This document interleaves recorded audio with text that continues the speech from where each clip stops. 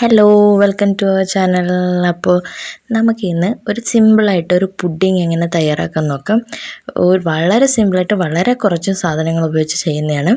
അപ്പോൾ നിങ്ങൾക്ക് മിക്കവർക്കും അറിയായിരിക്കും. അപ്പോൾ അറിയാമെങ്കിലും വീഡിയോ ഒന്ന് കാണുക, എന്നിട്ട് അറിയില്ലെങ്കിലും വീഡിയോ കാണാം. അപ്പോൾ വളരെ ടേസ്റ്റി ആയിട്ടുള്ള വളരെ സിമ്പിളായിട്ടുള്ള പുഡിങ്ങാണ്. അതിന് വേണ്ടിയിട്ട് ഞാനിത് ഇവിടെ ഓറിയോ ബിസ്ക്കറ്റ് എടുത്തിട്ടുണ്ട് കുറച്ച്.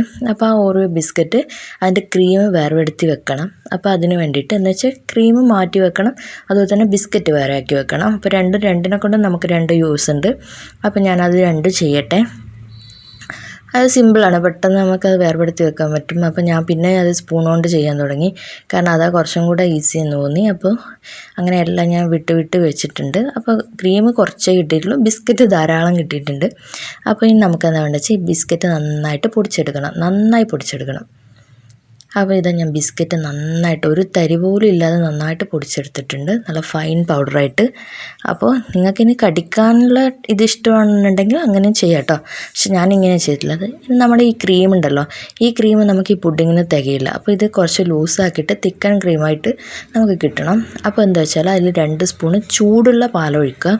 അത്യാവശ്യം ചൂടുള്ള പാലൊഴിക്കുക, അല്ലെങ്കിൽ ഈ ബട്ടർ ക്രീമായിട്ട് പെട്ടെന്ന് മിക്സ് ആയി കിട്ടില്ല. എന്നിട്ട് അതിലേക്ക് 1 ടേബിൾ സ്പൂണ് മൈദപ്പൊടിയും കൂടെ ചേർത്തിട്ട്, അല്ലെങ്കിൽ കോൺഫ്ലവറും കൂടെ ചേർത്തിട്ട്, ഞാൻ മൈദപ്പൊടിയാണ് ചേർത്തത്. അപ്പോൾ അതും കൂടെ ചേർത്തിട്ട് നന്നായിട്ട് മിക്സ് ചെയ്യാം, കട്ടകളൊന്നും ഇല്ലാതെ മിക്സ് ചെയ്തെടുക്കാം. അപ്പോൾ ഇനി എന്താ വേണ്ടതെന്ന് വെച്ചാൽ ഒരു പാൻ അടുപ്പത്ത് വെച്ചിട്ട് അതിലേക്ക് ഒരു 1/2 കപ്പ് പാലൊഴിച്ച് കൊടുക്കുക. ഇനി ആദ്യം തിളപ്പിച്ച് വെച്ച പാലാണെങ്കിൽ അത്രയും നല്ലത്. അപ്പോൾ പാലൊഴിച്ച് വെച്ചതിന് ശേഷം അതിലേക്ക് നമ്മൾ നേരത്തെ തയ്യാറാക്കി വെച്ചിരുന്ന മിക്സില്ലേ, ക്രീം മിക്സ്, അതിലേക്ക് ചേർത്തിട്ട് നന്നായിട്ട് ഇളക്കി കൊടുക്കുക. അപ്പോൾ ഇപ്പോൾ നമ്മുടെ ഗ്യാസ് ഓണിലാണ് ഉള്ളത്, മീഡിയം ഫ്ലെയിമിലാണ്. അപ്പോൾ അടുക്കി പിടിക്കാതിരിക്കാൻ നന്നായിട്ട് ഇളക്കി കൊടുക്കുക. പെട്ടെന്ന് തന്നെ കുറുകി കിട്ടും. ഞാനിത് ഈ പറയുന്ന ടൈമിന് തന്നെ നന്നായിട്ട് കുറുകി കിട്ടുന്നുണ്ട്. ഞാൻ മുഴുവനായിട്ട് നിങ്ങൾക്ക് കാണിച്ചു തരുന്നത് ഇത് തിക്നെസ് കറക്റ്റ് അറിയാൻ വേണ്ടിയിട്ടാണ്. അപ്പോൾ നന്നായിട്ട് കുറുകി കിട്ടിയതിന് ശേഷം നമുക്ക് ബാക്കി പരിപാടികൾ ചെയ്യാം. അപ്പോൾ ഇതാ ഈ ഒരു ക്രീമി ടെക്സ്ചറിലായിരിക്കണം നമ്മൾ തീ ഓഫ് ചെയ്യേണ്ടത്. എന്നിട്ട് പിന്നെയും കട്ടയാവും. അപ്പോൾ ഈ ഒരു തിക്നെസ്സിൽ നമ്മൾ ഓഫ് ചെയ്യണം, എങ്കിലും നമുക്ക് ആവശ്യത്തിനുള്ള തിക്നെസ് പിന്നീട് നമുക്ക് കിട്ടും. അപ്പോൾ ഇതിലേക്ക് ഞാൻ കുറച്ച് നമ്മുടെ നിലക്കടല പൊടിച്ചത് ഇട്ട് കൊടുക്കുന്നുണ്ട്. ഏത് നട്ട്സ് വേണമെങ്കിൽ നിങ്ങൾക്ക് ഇട്ട് കൊടുക്കുക, അതൊക്കെ നിങ്ങളുടെ ഇഷ്ടമാണ്. എന്നിട്ട് തണുക്കാൻ വേണ്ടി വെക്കുക. ഇപ്പം നമ്മുടെ ക്രീം നന്നായിട്ട് തണുത്തിട്ടുണ്ടാകും, നേരത്തേക്കാളും കുറച്ചും കൂടെ കട്ടിയായി വന്നിട്ടുണ്ട്. ഇനി നമുക്ക് നമ്മുടെ പരിപാടി തുടങ്ങാം. അപ്പോൾ നമ്മൾ ആദ്യം പൊടിച്ച് വെച്ചിരിക്കുന്ന ബിസ്ക്കറ്റ് ഇല്ലേ, ഓറിയോ ബിസ്ക്കറ്റ്, ആ ബിസ്ക്കറ്റിൻ്റെ പകുതി പോർഷൻ എടുത്തിട്ട് അടിഭാഗത്ത് ഇട്ട് കൊടുക്കുക. ഇത് വളരെ സിമ്പിളാണ്, കുഞ്ഞു കുട്ടികൾക്ക് പോലും ചെയ്യാൻ പറ്റുന്ന പുഡിങ്ങാണ്. അപ്പോൾ അത് ഒരു ലെയർ ഇട്ടതിന് ശേഷം നമ്മളെ ക്രീം മുഴുവനായിട്ട് സെൻറ്ററിലായിട്ട് സ്പ്രെഡ് ചെയ്ത് കൊടുക്കുക. അപ്പോൾ നിങ്ങൾക്ക് ഒരുപാട് ഇങ്ങനെ എടുത്ത് ചെയ്യുന്നതാണെങ്കിൽ നിങ്ങൾക്ക് ലെയറായിട്ട് ചെയ്യാവുന്നതാണ്. അപ്പോൾ എനിക്കിപ്പോൾ ഇങ്ങനെയുള്ളൂ, ഒരു ഗ്ലാസ് ബൗളിൽ ഇത്രയേ ഉള്ളൂ. ഇനി സ്റ്റീലിൻ്റെ ബൗളാണെങ്കിൽ അതിലും കുഴപ്പമില്ല, നിങ്ങളുടെ ഇഷ്ടത്തിനനുസരിച്ചുള്ള പാത്രം എടുക്കുക. എന്നിട്ട് അതിൻ്റെ മേലേക്ക് ഞാൻ ആവശ്യത്തിനല്ല, നമ്മൾ ബാക്കി മാറ്റി വെച്ചിരിക്കുന്ന ആ ബിസ്ക്കറ്റ് പൊടിയില്ലേ, അതും കൂടെ മുഴുവനായിട്ട് ഇട്ട് കൊടുക്കുകയാണ്.